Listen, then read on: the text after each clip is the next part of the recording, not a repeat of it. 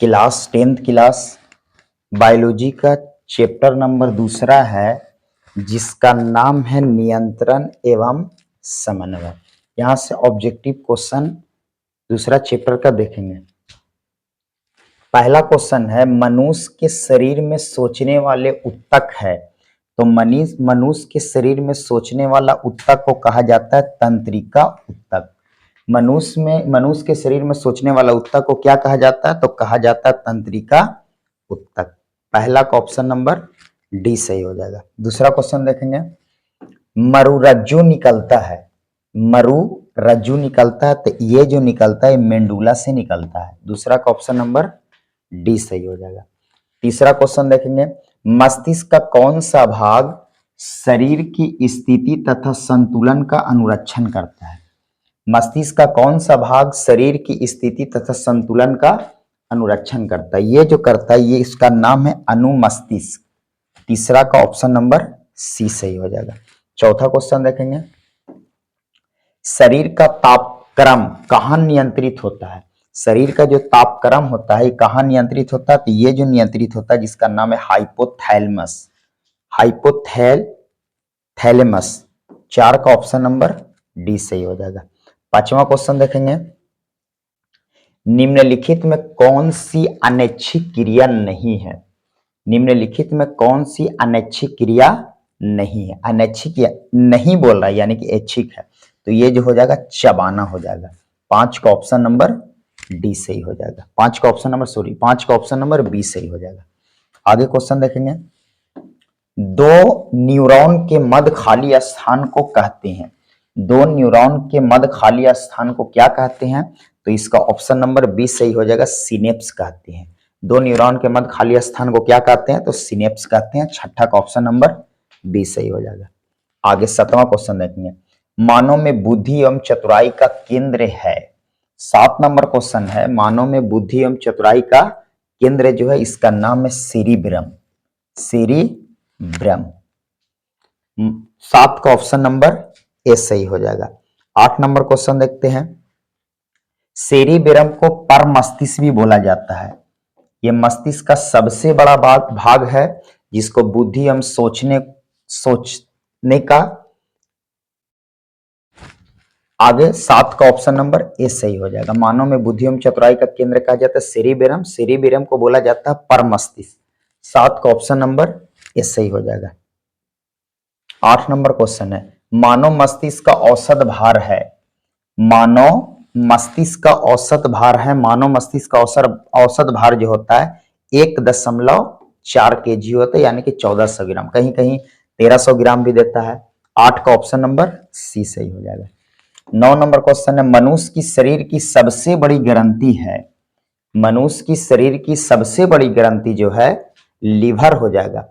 9 का option number A सही हो जाएगा। लीवर या फिर यकृत, यकृत भी रह सकता है या लीवर, यकृत को इंग्लिश में बोला जाता है लीवर।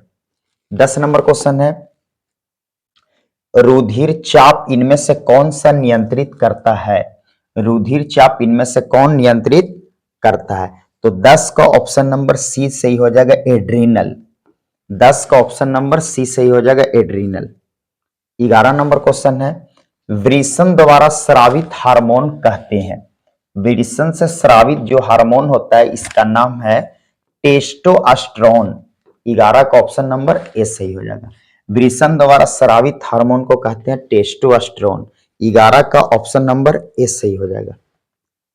12 नंबर क्वेश्चन देखते हैं, गवाइटर अथवा घेंघा होता है। घेंघा, गवाइटर अथवा घेंघा जो होता है ये आयोडीन के कमी से होता है। इसकी कमी से होता है, आयोडीन की कमी से होता है। 12 का ऑप्शन नंबर बी से, गवाइटर अथवा घेंघा रोग किसकी कमी से होता है? तो आयोडीन के कमी से होता है। आगे क्वेश्चन देखेंगे, टेस्टोस्टेरोन स्रावित होता है। टेस्टोस्टेरोन ये काची होता है? स्रावित होता है। तो टेस्टोस्टेरोन जो स्रावित होता है ये स्रावित होता है वृषण से स्रावित होता है। 13 का ऑप्शन नंबर ए सही हो जाएगा। 14 क्वेश्चन देखेंगे, थायराइड ग्रंथि के बढ़ जाने से क्या होता है? तो थायराइड ग्रंथि से बढ़ जाने से घेंगा होता है।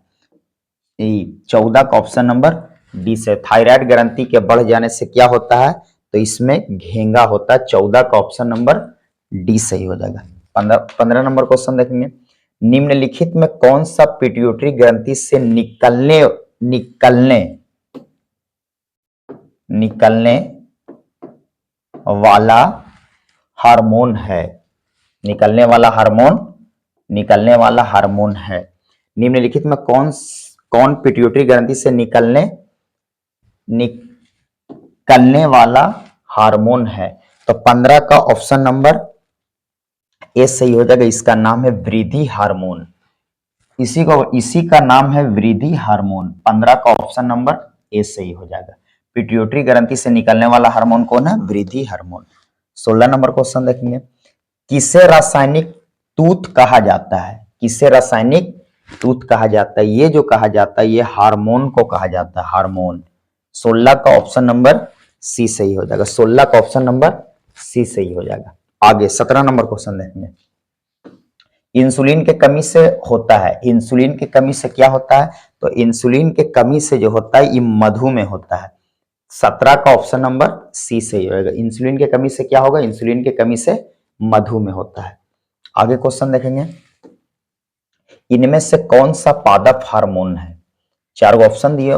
18 नंबर क्वेश्चन, इनमें कौन सा पादप हार्मोन है, तो इसमें जो पादप हार्मोन है जिसका नाम है साइटोकाइनिन। 18 का ऑप्शन नंबर डी सही हो जाएगा। यही जो है ये साइटोकाइनिन एक पादप हार्मोन है, बाकी ये सब पादप हार्मोन नहीं है।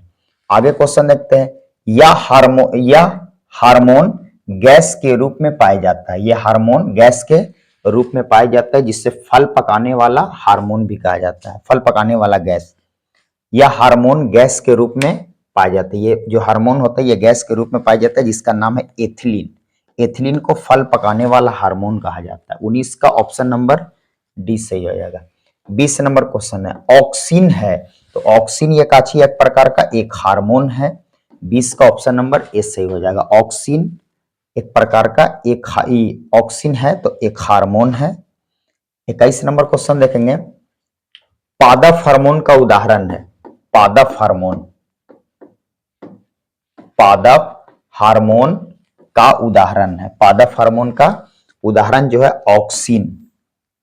21 का ऑप्शन नंबर सी सही हो जाएगा। पादप हार्मोन का उदाहरण जो है ऑक्सिन। नियंत्रण एवं समन्वय में ऑब्जेक्टिव क्वेश्चन इतना ही था, अगला वीडियो में इससे और ऑब्जेक्टिव को देखेंगे।